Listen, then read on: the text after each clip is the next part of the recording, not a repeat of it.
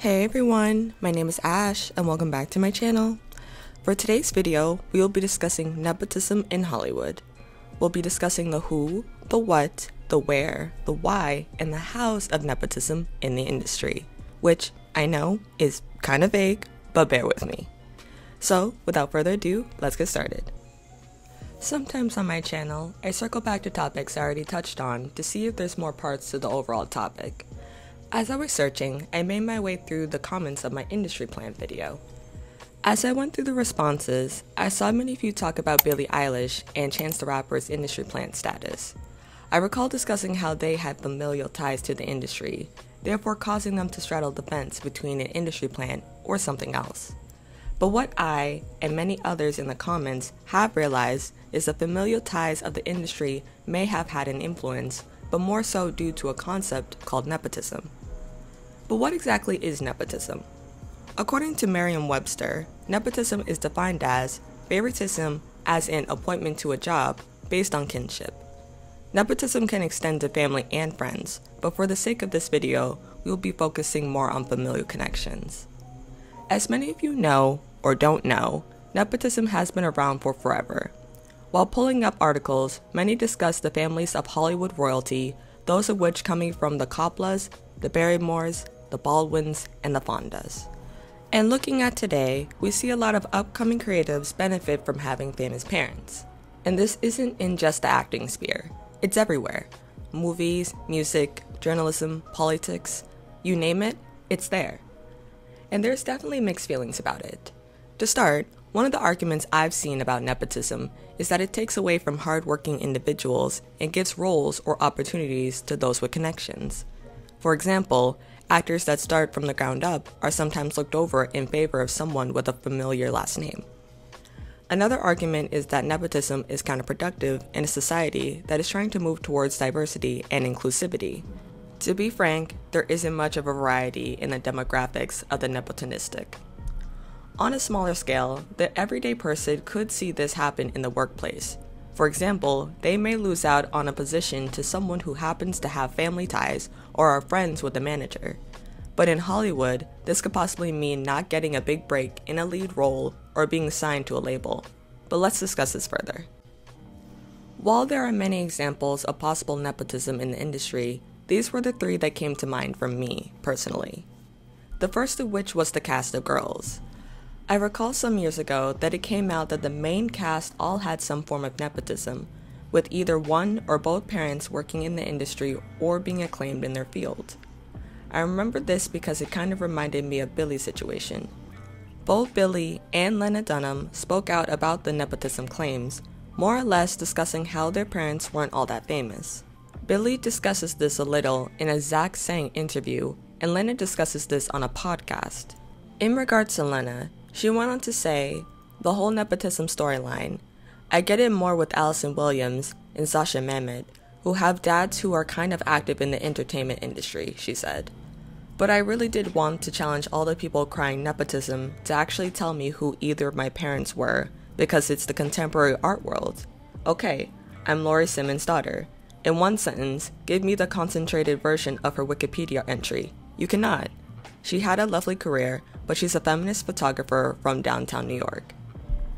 In my opinion, while Lena's mother isn't the most renowned photographer out there, it doesn't negate the possibility of connections. Even regular people can be 5 degrees away from knowing someone famous. So while to a degree Lena has a point, it doesn't cancel out the possibility of nepotism entirely. Also, adding on to that, her mother helped her with previous works, like Tiny Furniture. So even if it isn't nepotism, that is still a privilege to have that not a lot of people do. In short, while I can't say with full confidence that their parents are the reasons for their roles, it does open up the discussion of whether privilege is still to play. But I do want to hear what y'all think in the comments below. My next example is Madison Beer. If you've been in this social media game for as long as I have, you probably remember when Madison Beer was just coming in on the scene. She was an aspiring singer, and her debut song, Melodies, featured Justin Bieber in the video.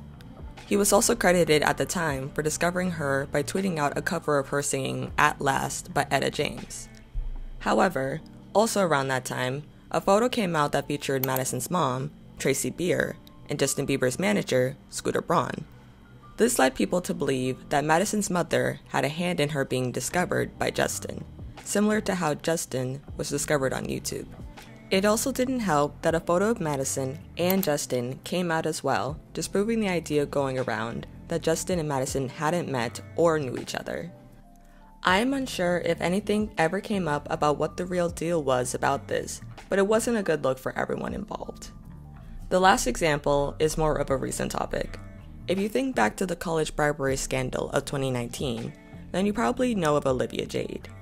Daughter of actress Lori Loughlin and fashion designer Mossimo Giannulli, her and other parents took part in bribing their children's way into university.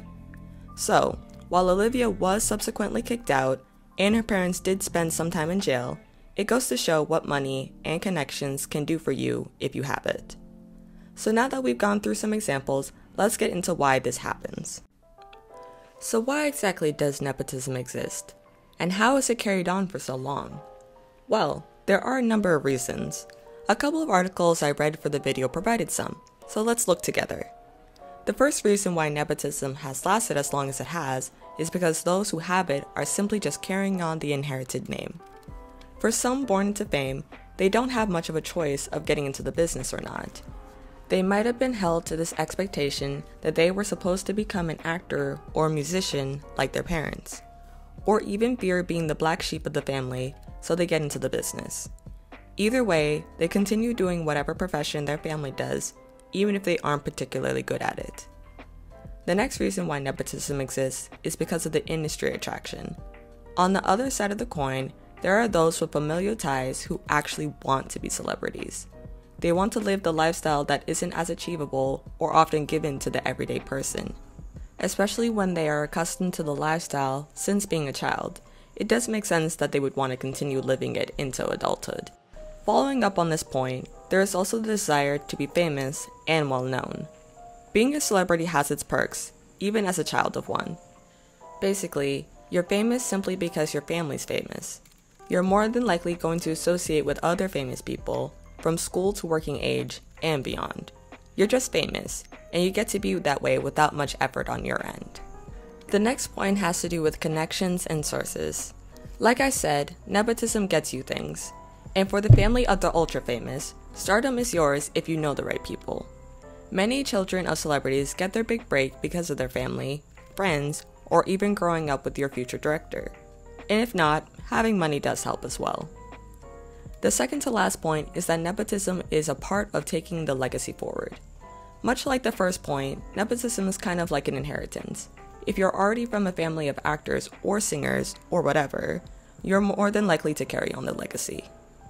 And lastly, nepotism exists because nepotism sells. Briefly said, people are more likely to watch someone with the last name they recognize in a movie over an unknown newbie. In the entertainment industry, the last name is enough to make a product sellable or a movie watchable. And the industry is a business, so there you go. So now that we've talked at length about the who, what, where, and whys of nepotism, I think it's time to discuss the how. So what have we learned? We know that nepotism has been around since forever, and that there are a bunch of examples we can find, and that there are many reasons why nepotism happens. But I have to ask, is it nepotism? Is it privilege? Is it talent? Or is it D, all the above? I can't say for certain since, I wasn't there for any of these instances. But from what I've gathered, in my opinion, these people are rather blessed to have the family and connections they have. They benefited from circumstances regardless if mom or dad had a direct or indirect impact on it. So, after going through all of this, I made a couple of conclusions. First off, I've noticed that as a society, we tend to pick and choose what form of nepotism we accept and when we do.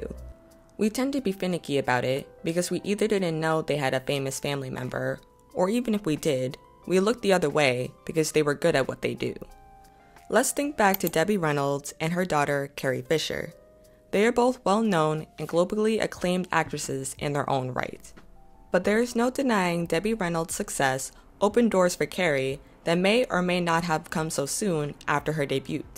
And just like mother and granddaughter, Billie Lourd has also started acting. And this isn't to take away from any talent they, or anyone else discussed in this video, may have. I just wanted to take the time out and question if nepotism is always a bad thing. And not in a way of advocating, but rather trying to figure out if this is really black and white or if there's a gray area. Do we really care about nepotism, or do we only really care depending on whether the person is good or not? Now, on the other hand, what happens if the person isn't a good actor, singer, dancer, or whatever? Well, in that case, I personally say that nepotism or not, if you're not good at what you do, then you're probably going to face criticism and comparison. Summarized by Guy Pusey of Grazia Daily, the author states, nepotism gets you through the door, but it rarely allows you to stay if you don't prove yourself as possessing the necessary alacrity and ability. Plenty of journalists have got their first staff job thanks to a nudge from a godparent, or simply the surname at the top of their CV, but they're not kept around if they have no stamina or skill. There are, unfortunately, a few exceptions. Some parents are just that influential. But, as we know, the exceptions don't make the rule. If you aren't as talented as your famous family member, unless there is a push to improve, no amount of money can save your career. Or, at the very least, your reputation. I say all this to say that while it would be nice to live in an ideal world with the ideal situation of everyone getting a fair chance, this isn't it. If nepotism is going to be combated, then we need to figure out if we're taking an all or nothing approach. And if nepotism is going to continue to exist, then let it at the very least be acknowledged. That honesty will lose you nothing if you truly bring value to what you do. And with that being said, that's it for today's video. Thank you so much for watching. If you liked this video, please give it a thumbs up and leave a comment down below letting me know your thoughts. Don't forget to subscribe, and I'll see you in my next one. Bye!